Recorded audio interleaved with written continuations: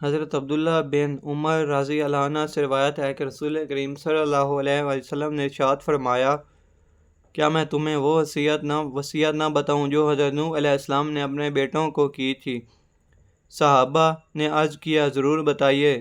ارشاد فرمایا، حضرت نوح علیہ السلام نے اپنے بیٹوں کو وصیت میں فرمایا، میرے بیٹے، تم کو 2 کام کرنے کی وصیت کرتا ہوں اور 2 کاموں سے روکتا ہوں۔ ایک تو میں تمہیں لا الہ الا اللہ محمد رسول اللہ صلی اللہ علیہ وآلہ وسلم کی کہنے کا حکم کرتا ہوں، کیونکہ اگر یہ کلمہ ایک پلڑے میں رکھ دیا جائے اور تمام آسمان اور زمین کو دوسرے پلڑے میں رکھ دیا جائے تو کلمہ والا پلڑا جھک جائے گا، اور اگر تمام آسمان اور زمین کا ایک گھیرا ہو جائے تو بھی یہ کلمہ اس گھیرے کو توڑ کر اللہ تعالیٰ تک پہنچ کر رہے گا۔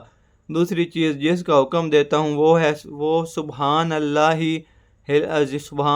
العظیم و بحمدہ کا پڑھنا ہے، کیونکہ یہ تمام مخلوق کی عبادت ہے اور اسی کی برکت سے مخلوقات کو روزی دی جاتی ہے۔ اور تم کو 2 باتوں سے روکتا ہوں، ایک شرک سے اور دوسرا تکبر سے، کیونکہ یہ دونوں برائیاں بندے کو اللہ تعالیٰ سے دور کر دیتی ہیں۔ بزار مجمع الزوید۔